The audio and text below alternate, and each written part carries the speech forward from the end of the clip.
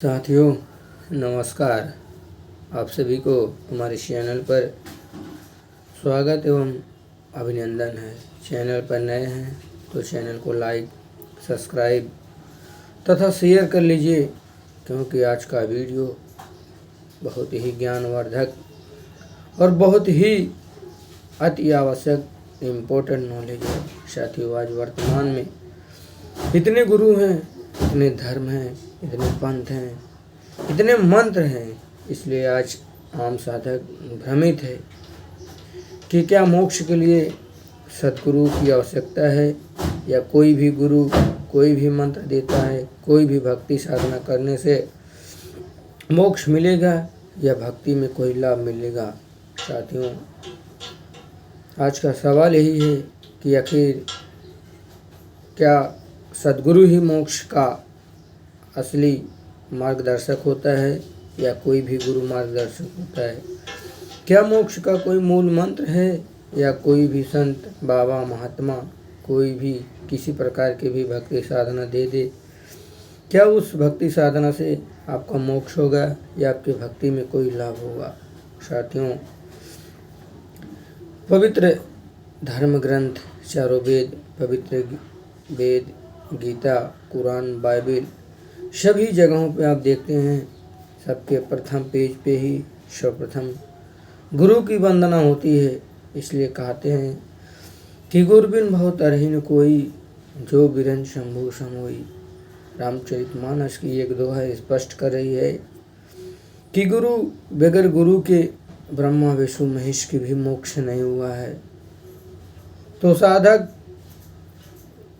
क्या सोच के बैठे हैं कि ब्रह्मा विष्णु महेश की भक्ति करने से मोक्ष हो जाएगा?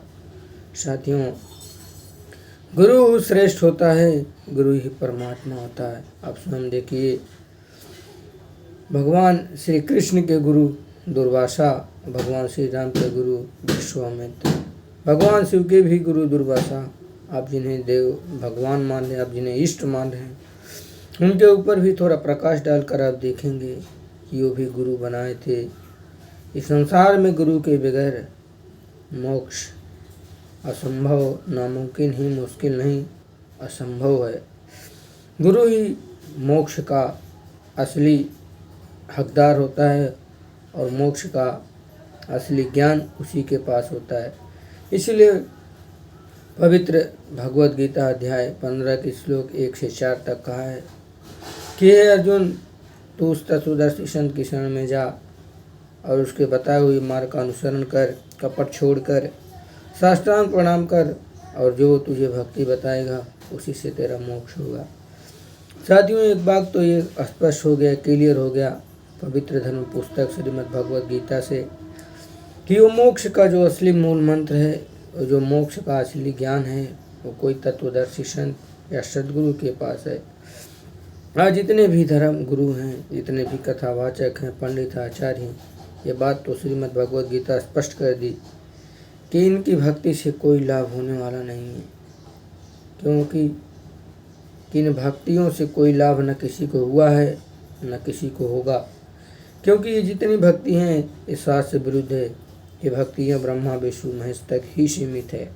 ब्रह्मा विष्णु महेश की भक्ति करने वाले साधक को कभी मोक्ष नहीं हो सकता, ना ही कोई लाभ हो सकता है। उदाहरण के लिए आप स्वयं देखिए, भगवान शिव की भक्ति करने वाले भस्मागिरी रावण जैसे महाज्ञानियों की कैसी विनाश हुई, आपको स्वयं पता है। भगवान श्री राम की भक्ति करने वालों को देख लिए, भगवान विष्णु की, भगवान ब्रह्मा की भक्ति करने वालों आप स्वयं अपनी आँखों से, स्वयं अपने शास्त्रों को पढ़ के देख लीजिए, इनकी भक्ति करने से इनके साधकों को कितना लाभ हुआ। लाभ नहीं बल्कि विनाश हुआ। वो मारे गए, उनके उपद्रव, उनके कार्य से वो स्वयं मारे गए। साथियों, उनकी भक्ति से श्रीमद् भगवद गीता अध्याय 7 के श्लोक 11 से 15 में स्पष्ट किया गया है कि त्रिगुणमयी माया के द्वारा जिनकी बुद्धि हरी जा चुकी है, राक्षस स्वभाव को धारण किए हुए मनुष्यों में नीच, वो मेरी भक्ति नहीं करते। साथियों, यहाँ ब्रह्म की भक्ति की बात की जा रही। साथियों, भक्ति तो केवल परमात्मा की जाती है, जो सर्वशक्तिमान है, जो सबका मालिक है, उसकी भक्ति करनी चाहिए।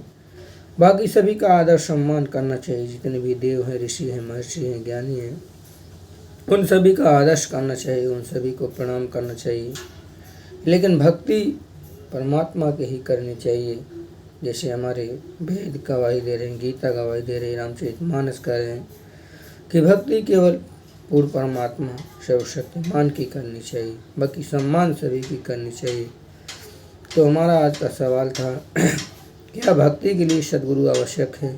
साथियों, हमारे पवित्र धर्म ग्रंथ सभी महापुरुष ये स्पष्ट कर रहे हैं, क्लियर कर रहे हैं कि बगैर सद्गुरु के मोक्ष असंभव है।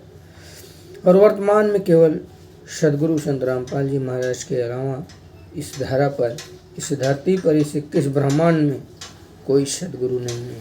आप स्वयं उठा कर देख लीजिए, जितने भी गुरु हैं, जितने भी पंथ हैं, सारे के सारे ब्रह्मा विष्णु महेश की भक्ति करा रहे हैं, या तो उनके ऊपर कोई ब्रह्म की भक्ति करा रहा है और उसे भी नहीं पता है। वो बोलता है कि परमात्मा निर्गुण निराकार चेतन है।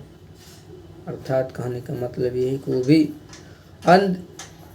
अंधभक्ति कर रहा है, उसको भी पता नहीं है कि परमात्मा कौन है। उसको भी यही नहीं पता है कि परमात्मा साकार है, मनुष्य सदृश है, ऊपर के तीसरे ध्रुवलोक पर बैठा है, ऊपर से बिजली की गति के समान इस धरा पर आता है और अपने उन पवित्र भक्तों को मिलता है जिनके जीवन का केवल एकमात्र उद्देश्य मोक्ष होता है। उन्हें सब लोग ले जाता है, अपना निज स्थान दिखाता है और वापस उन्हें गवाह के रूप में इस धरा पर छोड़ता है। उस गवाहों के रूप में कुछ नाम मैं आपके सामने रखूँगा। संत रविदास जी महाराज, संत गरीबदास जी, संत नानक देव जी, मीराबाई, घीसादास, मलुकदास, संत नानक देव जी आदि महापुरुष ये गवाही है कि जिन्होंने परमात्मा को अपनी आंखों से देखा, ऊपर के ध्रुवलोक पे गए और वहाँ के नज़ारे देखे और वापस अपने शरीर में आए और यहाँ गवाही दिए कि परमात्मा राजा के समान है, मनुष्य सदृश है, वहाँ पर बैठा है, वहीं से सारे ब्रह्मांडों का संचालन करता है और आवश्यक पड़ने पर वो स्वयं कहीं भी प्रकट हो जाता है और अपना काम करता है, क्योंकि वो ही सर्वशक्तिमान ईश्वर है, सबका मालिक है। वही ब्रह्मा विष्णु महेश को बनाया, वही काल निरंजन ज्योति को बताया, वही दुर्गा को बनाया, सब कुछ वही बनाया, लेकिन इसका संचालन ज्योति निरंजन कर रहा है। साथियों, हमारे पवित्र धर्म ग्रंथ श्रीमद् भगवद गीता अध्याय 14 के श्लोक 3, 4, 5 में स्पष्ट कर रहा है, मैं ब्रह्म हूँ, दुर्गा मेरी पत्नी और दुर्गा से उत्पन्न तीनों गुण, रजगुण ब्रह्मा, सदगुण विष्णु, तम गुण शिव, अविनाशी जीव को शरीर में बांधते हैं। ये एक ही श्लोक स्पष्ट कर दे रहा है कि ब्रह्मा विष्णु महेश नाशवान हैं, इनकी जन्म मृत्यु होती है, ये किसी के भाग्य में कोई परिवर्तन नहीं कर सकते। साथियों, लेकिन आज तक वर्तमान में जितने भी गुरु हुए या कालांतर में हुए, अब सबकी जीवनी पढ़िए, सबके विचार सुनिए, आपको यही पता आएगा कि जो ब्रह्मा की भक्ति करते वो ब्रह्मा को श्रेष्ठ, जो विष्णु की भक्ति करते तो विष्णु को श्रेष्ठ, जो शिव की भक्ति करते थे वो भगवान शिव को श्रेष्ठ। लेकिन वास्तव में इनको परमात्मा की जानकारी नहीं है, इनको आधा अधूरा ज्ञान है, इनको तो कुछ ज्ञान है और कुछ अपना ज्ञान उसमें मिलाकर लोगों को मूर्ख बना रहे हैं, क्योंकि न इन्हें तो परमात्मा मिले और न इन्हें शास्त्रों का ज्ञान हुआ। साथियों, आज वर्तमान में भी आप देखिए, प्रेमानंद जी महाराज जैसे परम ज्ञानी भी आज इन्हीं पाखंड और अज्ञानता में घूम रहे हैं। एक बात तो मानना पड़ेगी कि प्रेमानंद के अंदर भक्ति की ललक है, ज्ञान है, लेकिन पूर्ण सद्गुरु न मिलने के कारण, पूर्ण भक्ति न मिलने के कारण वो भी आज इसी बाह्य आडंबर और पाखंड के आसपास ही घूम रहे हैं। लोग आज उनके विचार से प्रभावित हुए हैं, ये तो बात सत्य है कि वो पाखंड से दूर रहते हैं, लेकिन वो सद्भक्ति नहीं करते, ना ही तो उनके सद्गुरु हैं, ना ही कोई पूर्ण भक्ति है, और ना ही जो मंत्र जाप करते वो भी पूर्ण नहीं। इस बात से स्पष्ट हो गया कि उनका तो ना ही तो मोक्ष होगा, ना ही तो उनके साधकों का मोक्ष होगा, ना ही तो उन्हें कोई लाभ होगा, न उनके साधकों को कोई लाभ होगा, क्योंकि जो नाम दीक्षा देते हैं ना तो वेदों में है और ना ही गीता में है। वेद गीता परमात्मा के संविधान है, अगर आप संविधान के अनुसार नहीं चलते हैं तो आपको न तो कोई लाभ मिलेगा और न ही आपके साथ न्याय किया जाएगा। आप क्योंकि शास्त्र के विधियों के त्याग कर मनमाना कर रहे हैं, इसलिए आपके साथ भी अन्याय किया जाएगा। इसलिए साथियों, श्रीमद् भगवद गीता अध्याय 17 के श्लोक 23 में स्पष्ट लिखा है कि ओम तत्सत इति निर्देशा सच्चिदानंद घन ब्रह्म। उस ब्रह्म परमात्मा का सच्चिदानंद घन का केवल ओम तत्सत, ये 3 मंत्र है और ये तीनों कोड वर्ड में है, जिसको सद्गुरु तत्वदर्शी संत बताएंगे। वही गीता अध्याय 16 के श्लोक 23 में भी स्पष्ट किया है कि शास्त्र विधि को त्याग कर मनमानी भक्ति करने वालों को न ही तो सुख होगा, न ही शांति मिलेगी, और न ही तो उनका मोक्ष होगा, न तो उन्हें कोई लाभ मिलेगा, बल्कि उनके साथ धर्मराज वही करेंगे जैसे वो कर रहे हैं। क्योंकि ये जितने भी गुरु हैं सभी शास्त्र विधि को त्याग कर मनमानी भक्ति करें। कोई राम नाम, कोई ओम नमः शिवाय, कोई जय माता दी, कोई गणपतये नमः, कोई कुछ भी दे रहे हैं इसे। तो साथियों, आपको बता दें सेम यही तरीका इनके साथ भी धर्मराज और यमराज भी करेंगे। वो भी अपनी मनमानी करेंगे, उनको भी जो इच्छा आई वही सजा देंगे। क्योंकि ये लोग भी भक्ति शास्त्र को विधि को त्याग कर मनमानी कर रहे हैं, तो वो लोग भी मनमानी इनके साथ वही क्रूरता करेंगे। क्योंकि इनकी भक्ति ऐसी है कि शास्त्र विधि को त्याग कर है, न तो कोई लाभ होगा, न कोई सुख होगा, ना ही तो कोई शांति मिलेगी, सीधा ये नरक में ठोके जाएंगे। क्योंकि ये परमात्मा के संविधान के विरुद्ध भक्ति कर रहे हैं, भाई आडंबर और पाखंड कर रहे हैं। इसलिए ना तो इन्हें कोई सुख मिलेगा, ना कोई शांति मिलेगा, ना ही किसी प्रकार की इन्हें लाभ होगी, और अंतोगतवा इनके जीवन का जो मूल उद्देश्य है मोक्ष, वो भी नहीं प्राप्त होंगे, सीधा नरक में ठोके जाएंगे। आते हो आज वर्तमान में केवल सद्गुरु संत रामपाल जी महाराज एकमात्र ऐसे संत हैं जो सभी पवित्र धर्म ग्रंथ, परमात्मा के संविधान, वेद, गीता, कुरान, बाइबल पर सभी जगह उंगली रख के दिखा रहे हैं कि कोई हमारे संविधान कह रहे हैं, यहाँ पे ये लिखा है। उनके अलावा इस धरती पर ऐसा कोई संत नहीं है जो पवित्र धर्म ग्रंथों को खोल कर पेज सहित, पृष्ठ सहित बताए कि देखो पवित्र ग्रंथों में ये लिखा है और हम कर क्या रहे।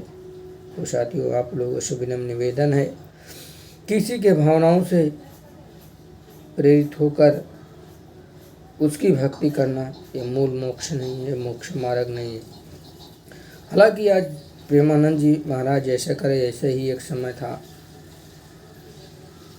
गौतम बुद्ध जी भी उनकी भक्ति और उनके भावनाओं से, उनके ज्ञान से प्रेरित होकर भारत, नेपाल, चीन जैसे देशों ने उन्हें गुरु बनाया और उनकी भक्ति की। आज देखिए, उनकी भक्ति करने वाले नास्तिक हो गए, ईश्वर को नहीं मानते, दिन दहाड़े मांसाहारी, दारू आज का भक्षण करते हैं। क्यों करते हैं? क्योंकि उनकी भक्ति शास्त्र विरुद्ध थी, ना ही तो शास्त्रों के अनुकूल थी।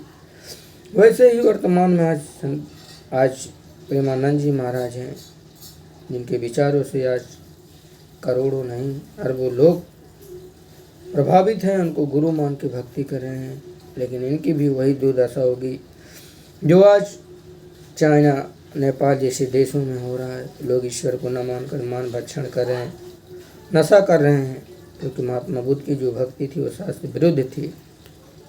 और वैसे ही प्रेमानंद जी महाराज की जो भक्ति है वो भी शास्त्र विरुद्ध है। हालांकि समाज सुधार में उनका महान योगदान है कि लोगों को नशा मुक्त और अय्यासी जैसे घिनौने काम से वो लोगों को हटा रहे हैं। ये तो उनका महान योगदान है कि समाज में उनसे लोग कुछ तो प्रभाव पड़ रहा है। लेकिन भक्ति जो है उनकी वो शास्त्र विधि है, भक्ति से कोई लाभ नहीं मिलेगा। साथियों, आशा करता हूँ आपको कुछ ज्ञान मिला होगा। आप अपने शास्त्रों को देखेंगे और शास्त्रों को मिलान करेंगे और संत रामपाल जी महाराज से नाम दीक्षा लेकर मोक्ष को प्राप्त करेंगे। साथियों, वीडियो अच्छा लगा लाइक, शेयर, सब्सक्राइब कीजिए। ऐसे ही वीडियो के लिए मिलते हैं किसी और वीडियो में। तब तक के लिए राम राम, नमस्ते, सत श्री अकाल।